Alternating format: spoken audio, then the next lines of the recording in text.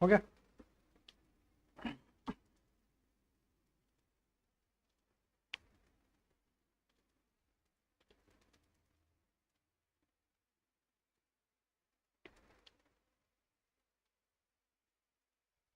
Good evening. ठीक है, अब जो कल हमने पढ़ा था उसके आगे वाला पॉइंट आप लोगों को बताया था, निषेचन की अवस्थाएं।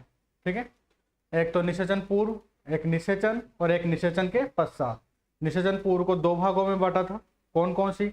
एक तो युग्मकों का निर्माण, फिर दूसरा युग्मक स्थानांतरण। ठीक है, फिर निषेचन, और निषेचन के पश्चात क्या बनता है? युग्मनज और भ्रूण। ठीक है, तो हम पढ़ रहे थे युग्मकों का निर्माण। ठीक है, तो युग्मकों के निर्माण में आप लोगों को मैंने बहुत सारे युग्मकों के बारे में बता दिया था भाई, जिम्नोस्पर्म का, ब्रायोफाइटा का, टेरिडोफाइटा का, एंजियोस्पर्म का, इधर से जंतुओं का, सबके बारे में बता दिया था। और कवकों में युग्मकों को क्या कहते हैं, ये सब हमने पहले वाली क्लास में देख लिया। अब थोड़ा सा और युग्मक किस प्रकार के होते हैं वो थोड़ा हम देखते हैं। देखो, एक वर्ड आता है इसमें सम युग्मक।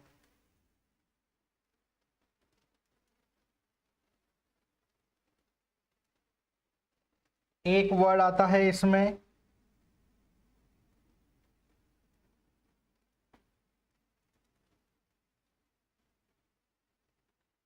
असम युग्मक, और एक वर्ड आता है इसमें विषम युग्मक। ठीक है, तो तीन वर्ड देखने हमें, एक तो सम युग्मक, एक असम युग्मक और एक विषम युग्मक। अब देखो, आप लोग देख रहे हो ये मैंने एक डायग्राम बनाया है।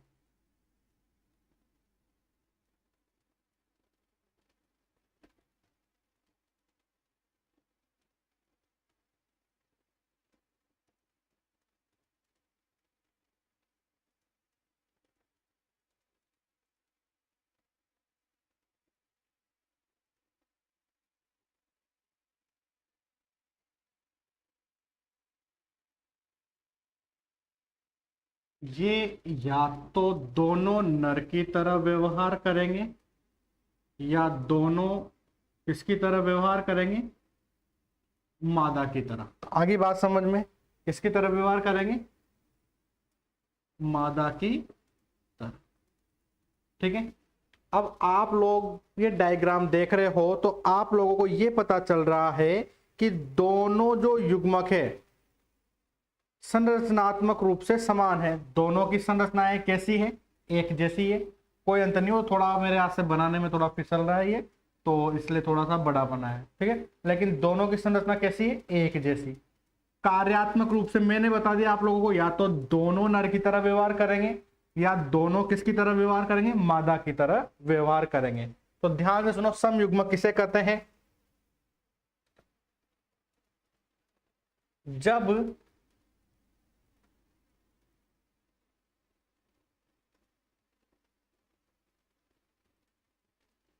नर व मादा युग्मक, जब नर व मादा युग्मक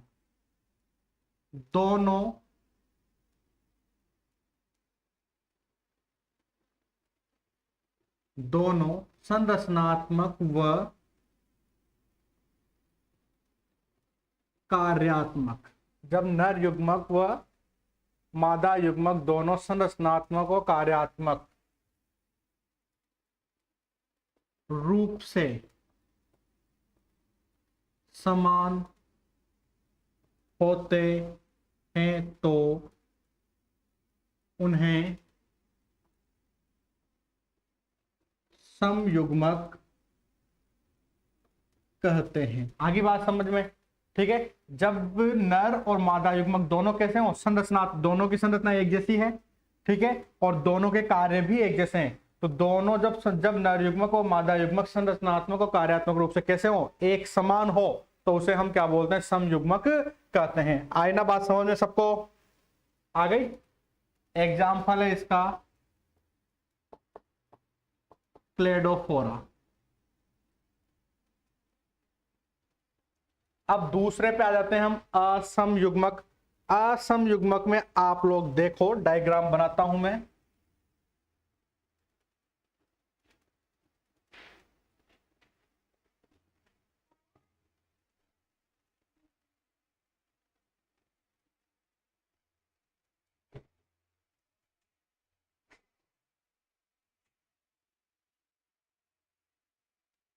ये दो डायग्राम मैंने आप लोगों के सामने बनाए।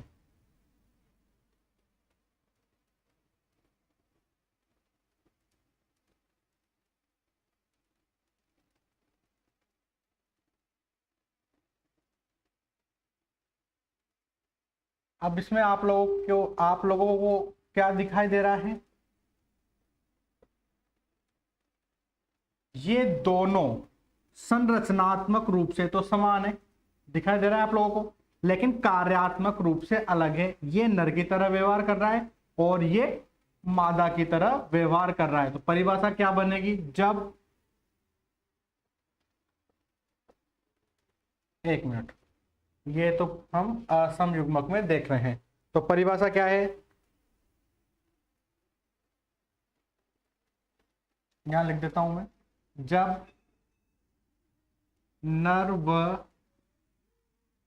मादा युग्मक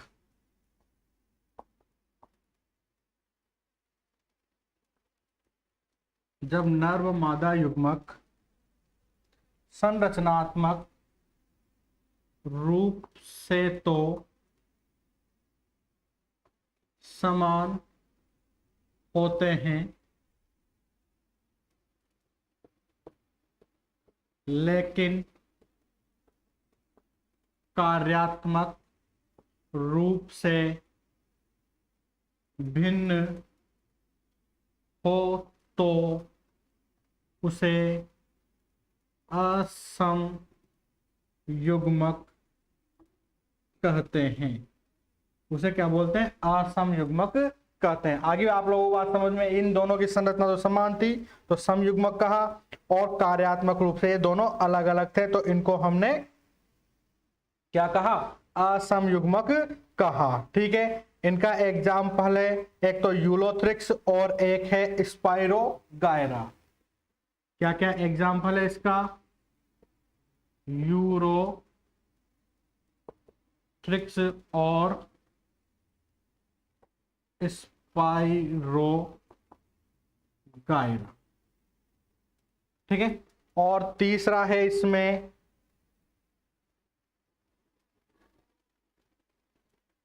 यूलोथ्रिक्स। तीसरा है विषम युग्मक। ठीक है, अब विषम युग्मक में तो आप लोग वैसे ही समझ गए होंगे विषम युग्मक किसे कहा जाएगा। समझे क्या? कोई समझा क्या? जो वेरी गुड। अब देखो, अब मैं एक डायग्राम बना देता हूं जो आप लोगों के समझ में आ जाएगा।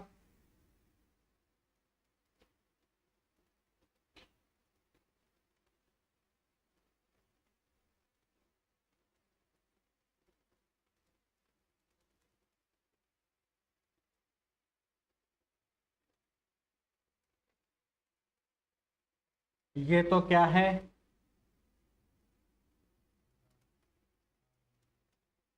मादा युग्मक। और ये क्या है? नर युग्मक। या आप लोग ऐसे भी बना सकते हो एक दूसरा, ये तो हम ले लेते हैं मनुष्य का उदाहरण। मनुष्य के युग्मनज का एग्जाम्पल है। ठीक है, अब पादप का लेना है तो ये पादप का, ये पादप का। ठीक है, इसमें पादप कौन सा ले लेंगे हम? शैवाल। शैवाल का ले लेते हैं। ठीक है, अब यहाँ पर बनाया हमने एक डायग्राम, तो ये बना दिया, दिख रहा है ना सबको? थोड़ा ऊपर बनाऊं? ये ले लिया हमने शैवाल, एग्जाम्पल एक। एग्जाम्पल दूसरा, ये पादप, और पादप में शैवाल। ठीक है, कौन सा शैवाल है? फ्यूकस। ठीक है,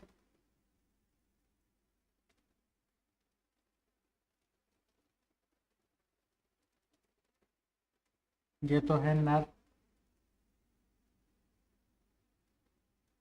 और ये है मादा। ठीक है, आगे बात समझ में। इसमें नर की संरचना और मादा की संरचना दोनों के अलग अलग है। इसमें भी नर की संरचना और मादा की संरचना क्या है, दोनों की अलग अलग है। ठीक है, कार्यात्मक रूप से नर की तरह व्यवहार कर रहा है और ये मादा की तरह व्यवहार कर रहा है, और ये नर की तरह व्यवहार कर रहा है और ये मादा की तरह व्यवहार कर रहा है। साफ तो दिख रहा है ना, कोई दिक्कत नहीं है ना, साफ दिखाई ना। ठीक है, दिखने में नहीं आनी चाहिए दिक्कत, बोलने में और लिखने में तो मैं आप लोगों को यहाँ समझा देता हूं। ठीक है, तो अब परिभाषा इसकी क्या बन गई तीसरे विषम युग्मक की, यहां लिख देते हैं अब हम। जब नर युग्मक व मादा युग्मक संरचनात्मक रूप से व कार्यात्मक रूप से क्या हो, भिन्न हो, तो उसे हम क्या बोलते हैं, विषम युग्मक कहते हैं। आगे ना बात समझ में। जब नर युग्मक व मादा युग्मक संरचनात्मक व कार्यात्मक, संरचनात्मक व कार्यात्मक रूप से भिन्न हो तो उसे क्या बोलते हैं हम, विषम युग्मक कहते हैं। ठीक है, एग्जाम्पल ये लिखी दिए मैंने, एक तो फ्यूकस शैवाल और एक मनुष्य के नर व मादा युग्मक। किसी को कोई दिक्कत नहीं है ना यहां तक तो।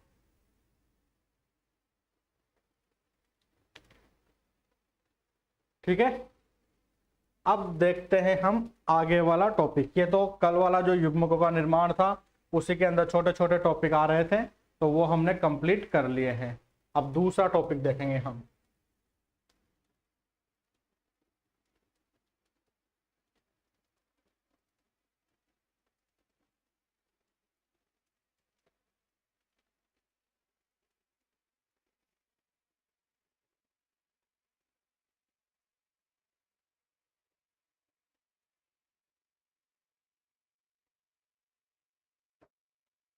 युग्मकों का स्थानांतरण। पहला टॉपिक तो पढ़ा था हमने युग्मकों का निर्माण, अब दूसरा टॉपिक पढ़ रहे हैं हम युग्मकों का स्थानांतरण। युग्मकों का स्थानांतरण। ठीक है, अब युग्मकों का स्थानांतरण से मतलब है कि युग्मक एक स्थान से दूसरे स्थान पर कैसे जाते हैं। ठीक है, युग्मक का मतलब क्या हो गया, नर युग्मक और मादा युग्मक। नर युग्मक का मतलब क्या हुआ, शुक्राणु और अंडाणु। पादपों की बात करें नर युग्मक में, जो एंजियोस्पर्म के पादप है उसमें क्या हुआ, नर युग्मक क्या है, परागकण, और मादा युग्मक क्या है, अंडकोशिका। तो नर युग्मक मादा युग्मक के पास कैसे जाते हैं, इस क्रिया को हम क्या बोलते हैं, युग्मकों का स्थानांतरण कहते हैं। ठीक है,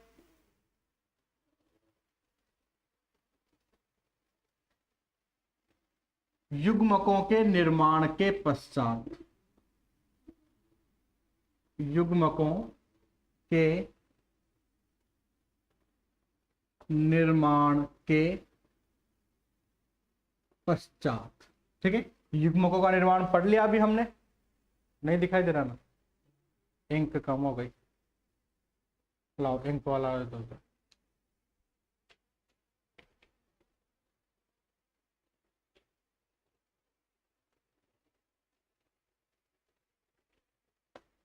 युग्मकों के निर्माण के पश्चात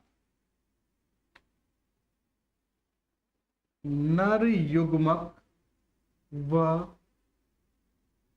मादा युग्मक, युग्मकों के निर्माण के पश्चात नर युग्मक व मादा युग्मक कार्य की रूप से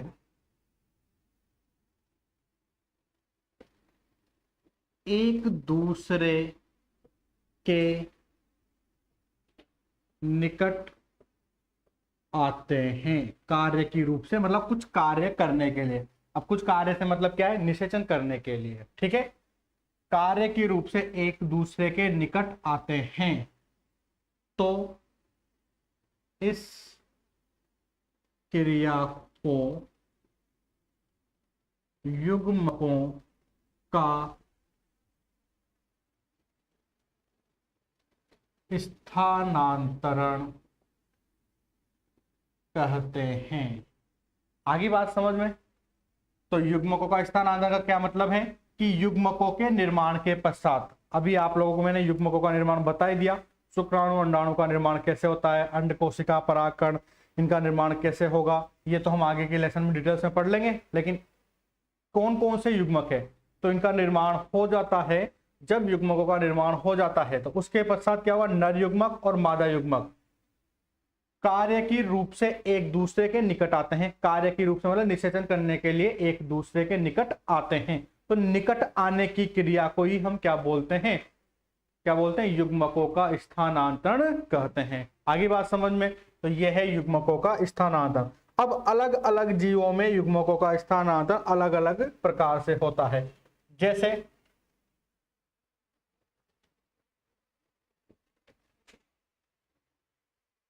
आ जाओ भाई,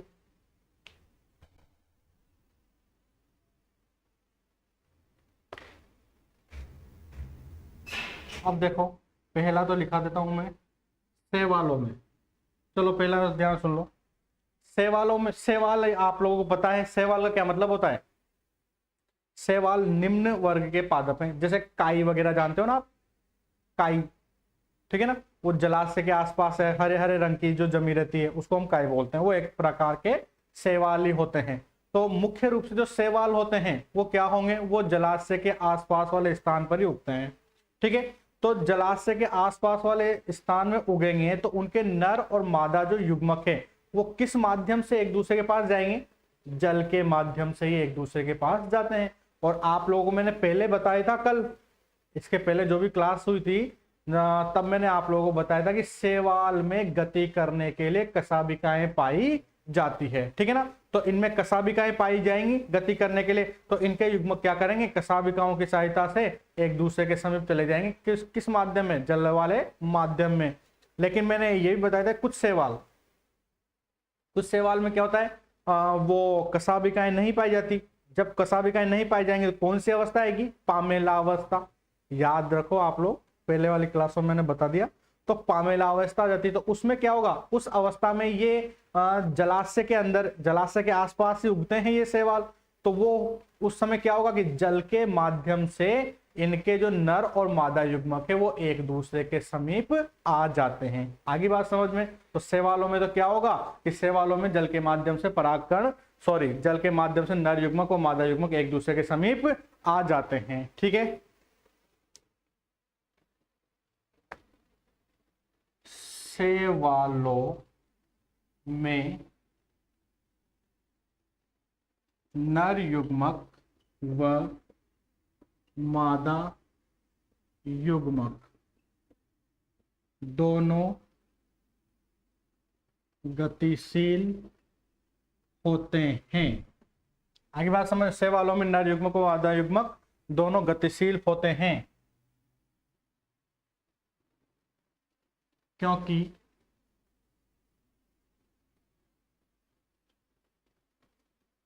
इनमें गति के लिए क्या पाई जाती है, गति के लिए कशाभिकाएं पाई जाती हैं। गति के लिए कशाभिकाएं पाई जाती हैं जो जलीय माध्यम में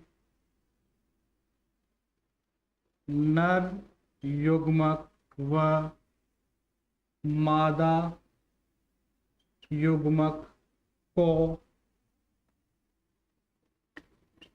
एक दूसरे के समीप लाती है।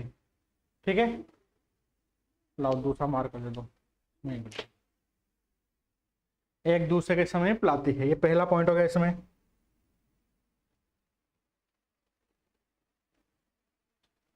अब हम दूसरा पॉइंट पढ़ेंगे। ये तो हो गया निम्न वर्ग के पादपों के अंदर। ठीक है, अब हम पढ़ने वाले हैं बीजीय पादपों में।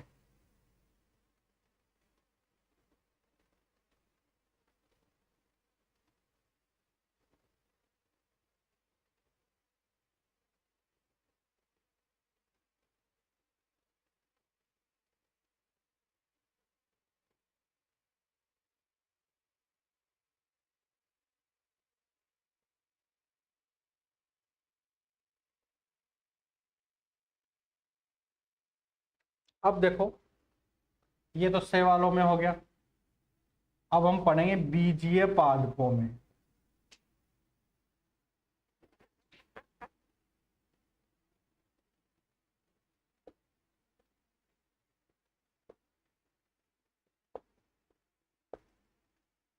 बीजीय पादपों में युग्मकों का स्थानांतरण, पूरा लिख देता हूं। बीजीय पादपों में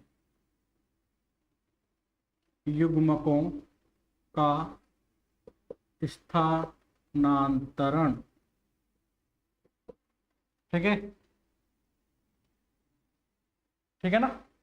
अब बीजीय पादपों में युग्मकों का स्थानांतरण कैसे होता है वो देखते हैं हम। ठीक है, अब देखो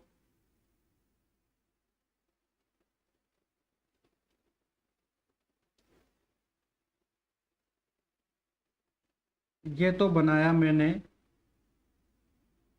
पुंकेसर। क्या बनाया मैंने?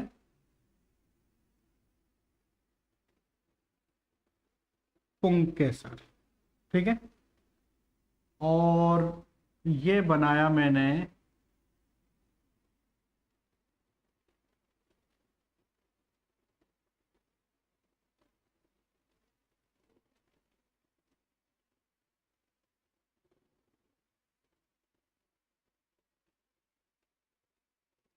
स्त्री केसर। ठीक है, इस पुंकेसर के 3 भाग हैं। पहला भाग है परागकोश, ये जॉइंट वाला भाग, इसको बोलते हैं योजी। ये लंबा भाग, इसको बोलते हैं पुतंतु।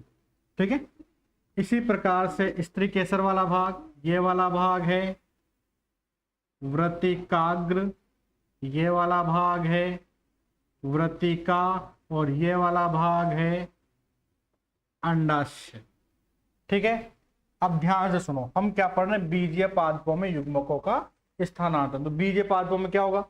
जो बीजीय पादपों में पुंकेसर होता है, ध्यान से सुनना, बीजीय पादपों में जो पुंकेसर होता है, उस पुंकेसर के परागकोश में, ये परागकोश ऊपर वाला भाग है, परागकोश में किसका निर्माण होता है? परागकोश में निर्माण होगा, वेरी गुड, पराग कणों का निर्माण होता है। ठीक है, ये पराग कण परागकोश से बाहर आ जाते हैं। ये बाहर कैसे आते हैं, क्या नहीं आते, पार्ट 2 में बताना है, लेकिन अभी इतना सा याद रख लो कि ये पराग कण परागकोश से बाहर आ जाते हैं, और बाहर आकर ये वायु के माध्यम से स्त्री केसर के वृत्तिकाग्र पर पहुंच जाते हैं। तो जब परागकण स्त्री केसर के वृत्तिकाग्र पर पहुंच जाते हैं, ये परागकण का चित्र है।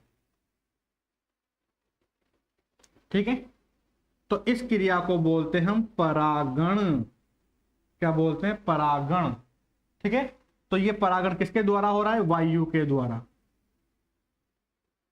इसलिए तो बोला वायु के द्वारा उड़कर। ठीक है ना, कहां पहुंच रहे हैं? स्त्री केसर के वृत्तिकाग्र पर पहुंच जाते हैं।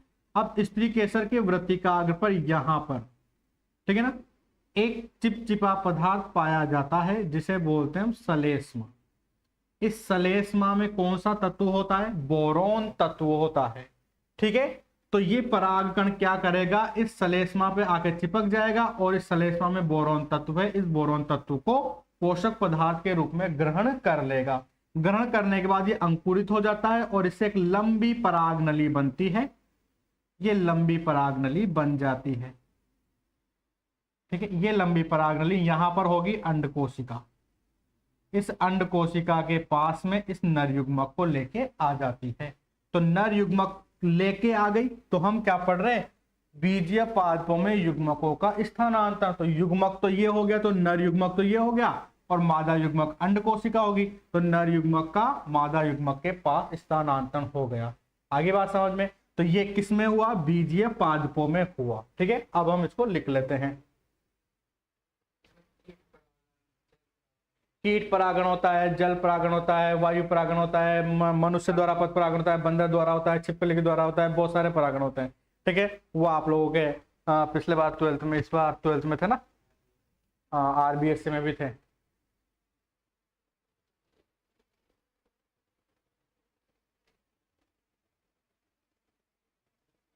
लिखो, आप लोग भी साथ के साथ लिख लिया करो। बीजीय पौधों में पुंकेसर के परागकोश से पुंकेसर के परागकोश से पराग कणों का निर्माण होता है। पराग कणों का निर्माण होता है और ये परागकण वायु के माध्यम से और ये परागकण वायु के माध्यम से पुष्प के वृत्तिकाग्र भाग पर पहुंच जाते हैं। वर्तिका के भाग पर पहुंच जाते हैं। वहां पर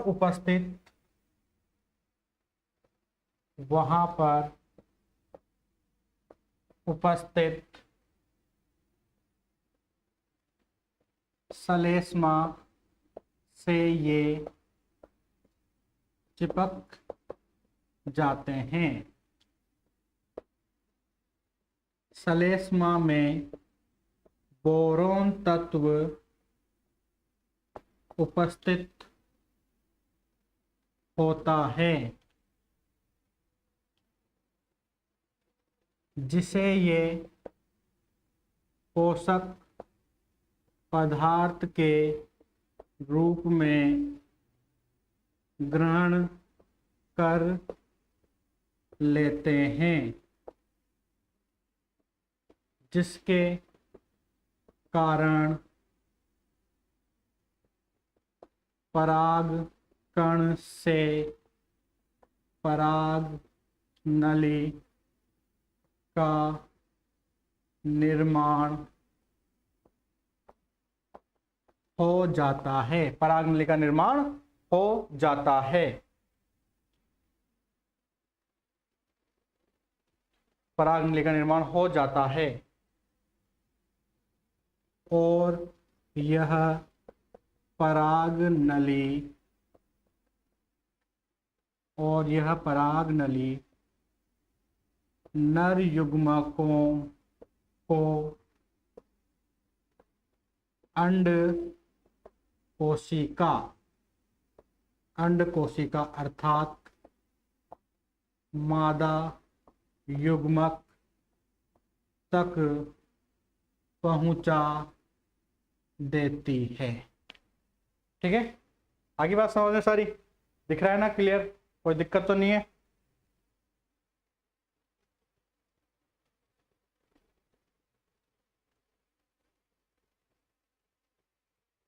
ये तो बीजीय पादपों में हो गया।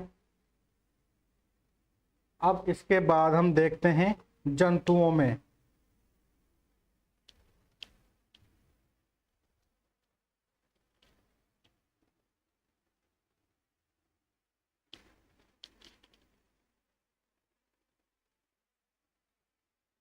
इससे पहले इसको एक बार और देख लो। बीजीय पादपों में युग्मकों का स्थानांतरण। ठीक है, इसमें क्या होगा? सबसे पहले जो बीजीय पादप होते हैं उसमें पुंकेसर होता है।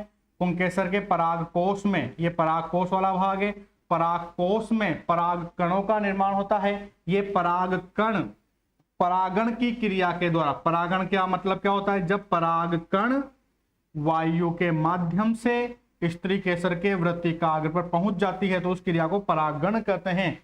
तो परागकण परागण के माध्यम परागण की क्रिया के द्वारा स्त्री केसर के वृत्तिकाग्र पर पहुंच जाते हैं। इस वृत्तिकाग्र पर सलेस्मा होता है जिसके कारण ये इससे आके चिपक जाते हैं। सलेस्मा में बोरोन तत्व उपस्थित होता है। बोरोन तत्व को ये पोषक पदार्थ के रूप में ग्रहण कर लेते हैं और जिसके कारण इस परागकण से लंबी नलिका मतलब पराग नलिका का निर्माण होता है और ये पराग नलिका नर युग्मक को इस अंडकोशिका तक ले जाती है। ठीक है, कोई दिक्कत नहीं है। अब अगला देखते हैं, जंतुओं में युग्मकों का स्थानांतरण कैसे होगा? जंतुओं में युग्मकों का स्थानांतरण, जंतुओं में युग्मकों का स्थानांतरण। अब सबको पता है जंतुओं में युग्मकों का स्थानांतरण कैसे होता है। जंतुओं में युग्मकों का स्थानांतरण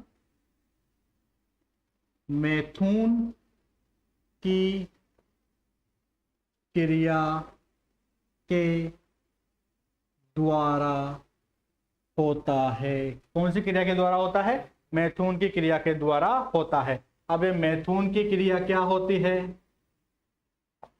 मैथुन का मतलब क्या होता है?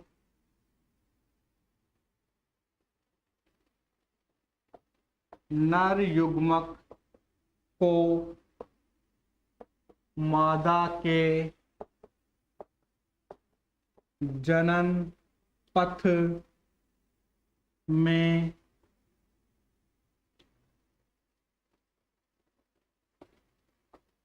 त्यागने की क्रिया को, त्यागने की क्रिया को मैथुन कहते हैं। अब मैथुन की क्रिया में जैसे ही मैथुन की क्रिया करता है नर, तो वो क्या करेगा? नर युग्मक मतलब शुक्राणु कहाँ त्याग देगा? मादा के जनन पथ में त्याग देता है, और वहां से शुक्राणु गति करते हुए, आप लोगों को बताया था मैंने पहले वाले डायग्राम में, कहां पहुंच जाएगा? अंडवाहिनी में, जहां पर मादा युग्मक अंडाणु होता है वहां तक पहुंच जाता है। तो इस क्रिया को मैथुन कहते हैं। तो जंतुओं में युग्मकों का स्थानांतरण किसके द्वारा होगा? मैथुन की क्रिया के द्वारा युग्मकों का स्थानांतरण होता है। ठीक है, जंतुओं में सिंपल प्रकार से होता है। ये आप लोगों के टॉपिक कंप्लीट हो गया, पहला युग्मकों का निर्माण। ठीक है, अब अगला टॉपिक चलेगा निषेचन।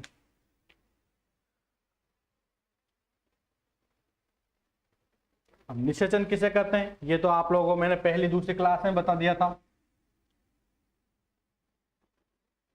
अब देखो कई टॉपिक बार बार में आ रहे हैं, तो आप लोग जितनी बार क्लास को अच्छे से देखेंगे उतनी ही बार आप लोगों का रिवीजन होता चला जाएगा। ठीक है, और ऐसा नहीं कि पहली क्लास देख ली फिर पांचवी क्लास देख ली फिर आठवीं देख ली, ऐसे मत करना कभी भी। नहीं तो आता होगा ना, वो भी नहीं आएगा भाई ये क्या है ये क्या है। जब भी देखना स्टार्ट करो ना, जब भी पढ़ना स्टार्ट करो, जब भी वीडियो देखना स्टार्ट करो, तो पहले हमेशा ध्यान रखना, पहले नंबर 1 की वीडियो देखना, फिर नंबर 2 लाइन से देखना। ऐसा नहीं कि आज 5वीं क्लास में सर अच्छे लग रहे हैं तो आज 5वीं क्लास देख ली, आज 8वीं क्लास में अच्छे लग रहे हैं, 6ठी में अच्छे नहीं लग रहे सर तो 6ठी नहीं देखी। ऐसा नहीं देखना है, मुझे नहीं देखना है, यहाँ जो पढ़ा रहा हूँ ना उसको देखना है। ठीक है, उसको देखना है तो नंबर से देखना पड़ेगा। तो पहली वीडियो, फिर दूसरी, तीसरी, चौथी, ऐसे लाइन से देखना। ठीक है ना, एक तो आप लोग गड़बड़ कर दो, गड़बड़ मत कर देना, लाइन से देखना सारी की सारी वीडियो और नोट उतारते चले जाना। अगला पॉइंट पढ़ रहे हैं हम, निषेचन।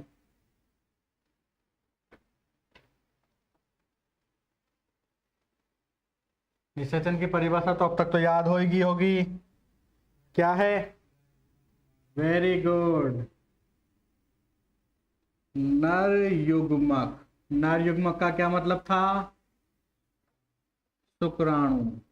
ठीक है, नर युग्मक व मादा युग्मक। मादा युग्मक का मतलब क्या था? अंडाणु। नर युग्मक व मादा युग्मक के संलयन, नर युग्मक व मादा युग्मक के संलयन की क्रिया को, नर युग्मक और मादा युग्मक के संलयन की क्रिया को क्या बोलते हैं? वेरी गुड, निषेचन कहते हैं। ठीक है, नर युग्मक और मादा युग्मक के संलयन की क्रिया को क्या बोलते हैं? निषेचन कहते हैं। ठीक है, अब ध्यान से सुनना, पादपों में जो निषेचन की क्रिया है ना, वो सर्वप्रथम, अगला पॉइंट, पादपों में निषेचन की क्रिया को सर्वप्रथम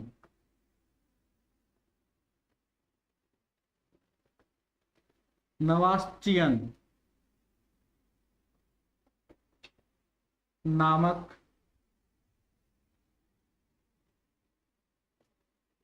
वैज्ञानिक ने बताया। तो पादपों में निषेचन की क्रिया को सर्वप्रथम कौन से वैज्ञानिक ने बताया? नवासचेन नामक वैज्ञानिक ने बताया था। और कौन से पादप में बताया था? वो लीलियम पादप में बताया था। लीलियम पादप में बताया।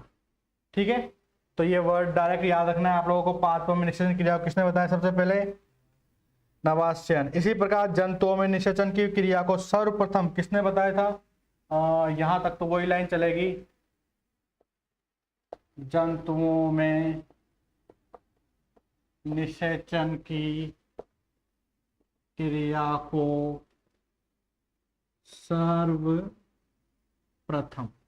सर्वप्रथम किसने बताया? एक तो था स्ट्रासबर्ग, दूसरा था पोल, तीसरा था हर्टविग, नंबर 4 था न्यूपोर्ट। ठीक है, इन चारों वैज्ञानिकों ने एक साथ, या तो ये रहा होगा कि भाई इनमें से कोई एक बॉस रहा होगा और बाकी उसके शिष्य रहे होंगे, तो इन चारों वैज्ञानिकों ने क्या करा? जंतुओं में निषेचन की क्रिया को बताया था। ठीक है, निषेचन की बात समझ में आ गई आप लोगों को? ठीक है, अब अगला पॉइंट आता है इसमें, निषेचन के प्रकार। ठीक है, निषेचन के कितने प्रकार होते हैं? 2 प्रकार होते हैं। कितने प्रकार होते हैं? 2 प्रकार। एक तो होता है बाह्य निषेचन और दूसरा होता है आंतरिक निषेचन।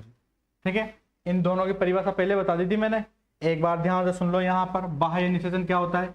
जब शुक्राणु और अंडाणु के संलयन की क्रिया, ठीक है, जब शुक्राणु और अंडाणु के संलयन की क्रिया मादा प्राणी के शरीर के बाहर, मादा प्राणी के शरीर के बाहर कहां हो? जलाशय में हो। जब शुक्राणु व अंडाणु के संलयन की क्रिया मादा प्राणी के शरीर के बाहर जलाशय में हो तो उसे तो हम क्या बोलते हैं? बाह्य निषेचन कहते हैं। कौन से जीवों में होगा? जलीय जीवों में। बताया था ना उस दिन, जलीय जीवों में मतलब मछलियों के अंदर ऐसा निषेचन पाया जाता है। ठीक है, आंतरिक निषेचन किसे कहते हैं? जब शुक्राणु व अंडाणु के संलयन की क्रिया मादा प्राणी के शरीर के अंदर अंडवाहिनी में हो तो उसे हम क्या बोलते हैं? आंतरिक निषेचन कहते हैं। किसमें होता है? जंतुओं में होता है। आगे बात समझ में? तो ये आप बाह्य निषेचन और आंतरिक निषेचन। ठीक है, अब देखो इसमें कुछ अंतर भी है बाह्य निषेचन और आंतरिक निषेचन में। तो इधर तो लिख देता हूं मैं बाह्य और इधर लिख देता हूं मैं आंतरिक। ठीक है, बाह्य निषेचन, आंतरिक निषेचन। बाह्य निषेचन पहली क्रिया। अब बाह्य निषेचन में जो पहला अंतर आता है, तो यहां निषेचन जो होगा स्खलन की क्रिया के द्वारा होता है। ठीक है, अब देखो एक वर्ड यहां, ये लिख देता हूं पहले मैं, यहां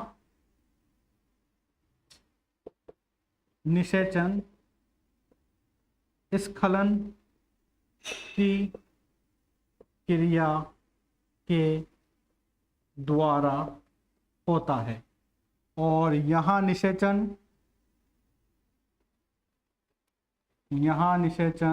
वीर्य सेचन की क्रिया के द्वारा होता है। अब देखो स्खलन का मतलब क्या होता है और वीर्य सेचन का मतलब क्या होता है? जब जो भी शुक्राणु होते हैं उन शुक्राणुओं को बाह्य वातावरण में छोड़ दिया जाए सीधा ही, ठीक है ना, तो उसको तो हम क्या बोलते हैं? स्खलन होना। ठीक है, यदि शुक्राणुओं को मादा के जनन पथ में ही त्यागा जाए, सीधा ही मादा के जनन पथ में त्याग दिया जाए, तो उस क्रिया को हम क्या बोलते हैं? वीर्य सेचन कहते हैं। तो आगे बात समझ में आप लोगों को? जो बाह्य निषेचन होगा तो उसमें तो कौन सी क्रिया होती है? स्खलन, मतलब शुक्राणु को बाह्य वातावरण में त्यागना है। ठीक है, और आंतरिक निषेचन में क्या होगा? वीर्य सेचन, मतलब शुक्राणुओं को मादा के जनन पथ में त्यागना होता है। ठीक है, यह पहला अंतर हो गया। इसके बाद एक दो अंतर और देख लेते हैं। इसमें तो क्या है? मैथुन अंगों की आवश्यकता नहीं होती है। मैथुन अंगों की आवश्यकता नहीं है, क्योंकि यहां तो क्या करना है, शुक्राणु को बाह्य वातावरण में त्यागना है। यहां मैथुन अंगों की आवश्यकता होती है। यहाँ क्या होगा, मैथुन अंगों की आवश्यकता होती है। और नंबर 3 में इसके एग्जाम्पल लिख देना है। एक तो इसमें एग्जाम्पल लिखना है बोनीफिश मतलब मछलियों में, और यहाँ लिखना है मेमेलिया। मेमेलिया मतलब जानते हो ना, जंतु, मनुष्य, मेमेलिया। ठीक है, ये बाह्य निषेचन हो गया।